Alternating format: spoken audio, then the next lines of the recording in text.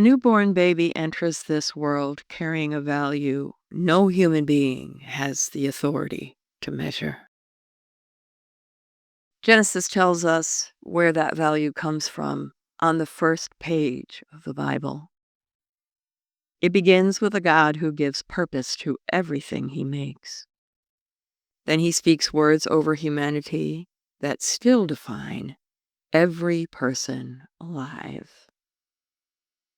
Good day, Gracekeepers. My name is Joe, and this is Daily Dose of God. Welcome. As we read the opening verses, pay attention to the one who acts. Watch what happens when God speaks.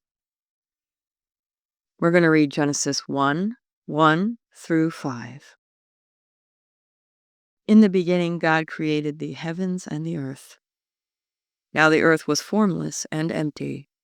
Darkness was over the surface of the deep, and the Spirit of God was hovering over the waters. And God said, "Let there be light," and there was light. God saw that the light was good, and he separated the light from the darkness. God called the light day, and the darkness he called night. And there was evening, and there was morning, the first day. Genesis begins with God already present. The heavens and the earth describes the entire created world. Everything we can see and everything beyond our sight owes its existence to him. The earth is described as formless and empty. It's waiting to be shaped and filled, and the Spirit of God is hovering over the waters. Then God speaks. The light appears at his command, and God separates the light from the darkness.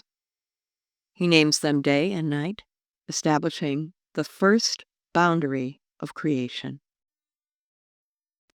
That repeated phrase, "and God said," carries the chapter forward. God's word brings each part of creation into its appointed place. The result receives his declaration of goodness. Verses 6 through 13 describe the sky, the seas, the dry ground, and the plants growing from the earth. Genesis arranges these days in a deliberate pattern. God prepares the different realms of creation and then fills them. The light and the darkness receive the lights that will govern them. The waters and sky receive living creatures. The dry ground becomes the home of animals and humanity. Listen now to the way the lights in the sky receive their purpose from God. Genesis 1:14 through 19 says,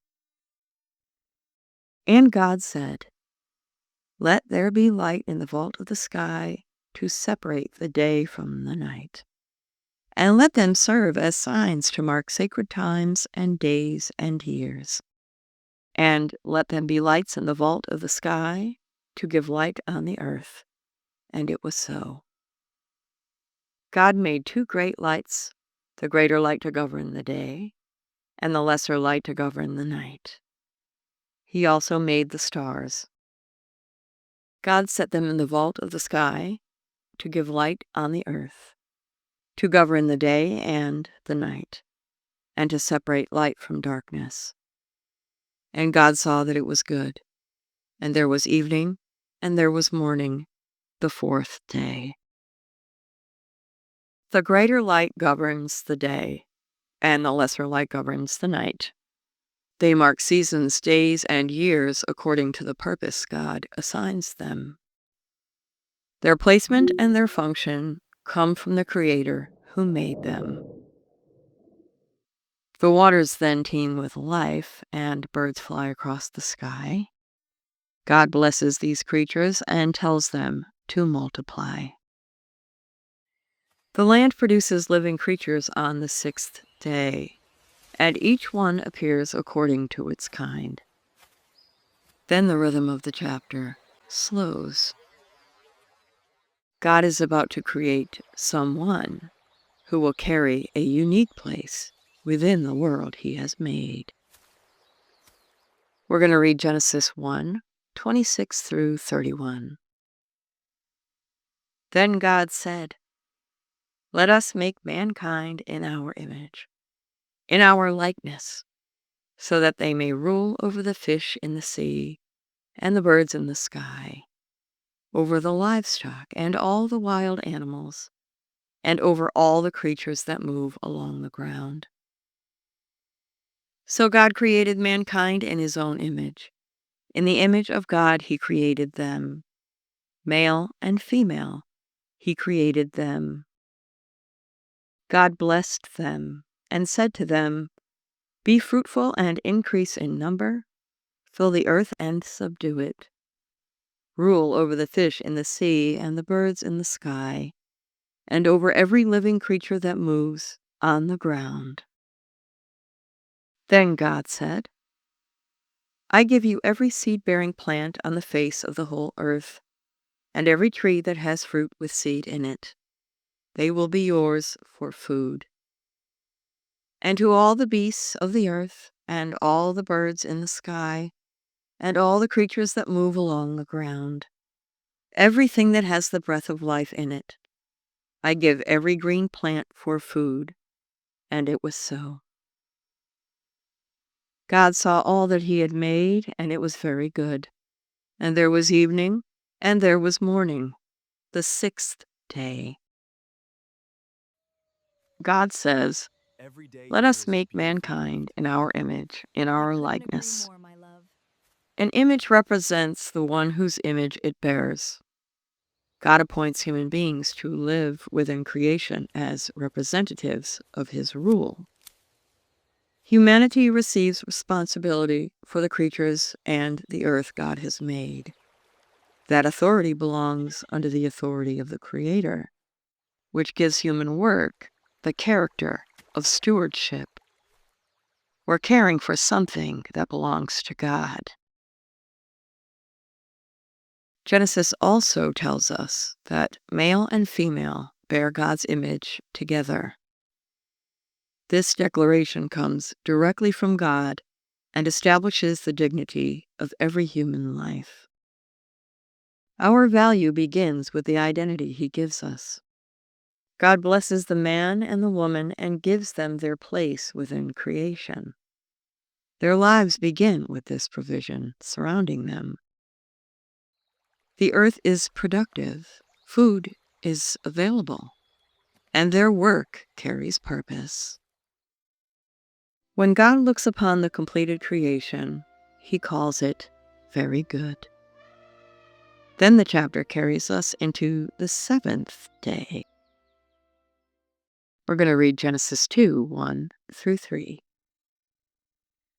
Thus the heavens and the earth were completed in all their vast array. By the seventh day, God had finished the work he had been doing. So on the seventh day, he rested from all his work. Then God blessed the seventh day and made it holy, because on it he rested from all the work of creating that he had done. God completes his work and rests. His rest announces that creation is finished and ordered under his rule. He blesses the seventh day and makes it holy, giving sacred meaning to time itself. The creation account reaches its destination with God dwelling over the world he has completed. That opening chapter speaks directly into the way human worth is measured today. A person's dignity rests upon God's decision to create humanity in his image. That dignity remains when someone depends upon others and when the strength of the body fades. It reaches the person whose life the world overlooks, since every human being carries the identity given by the Creator. Bearing God's image also shapes the way we live. Every person we encounter belongs to a human family marked by that image. The care we give another human being honors the God whose likeness they bear. Genesis gives us the answer to the question we began with. Human life carries God-given dignity and a God-given purpose. We bear His image within the world He made. Before you leave today, think about the words, "in the image of God."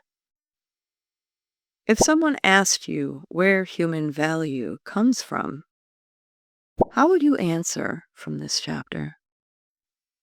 Share your answer in the comments so we can think through this passage together. Tonight, read Genesis 2:4 through 3:24, and pay close attention to the command God gives Adam, and the moment the serpent begins to question it. If you need a full-size Bible of your own, email me at info@dailydoseofgod.org. We'd be honored to send you one anywhere inside the United States. Tomorrow we'll enter the garden and follow the choices that drives humanity out of Eden.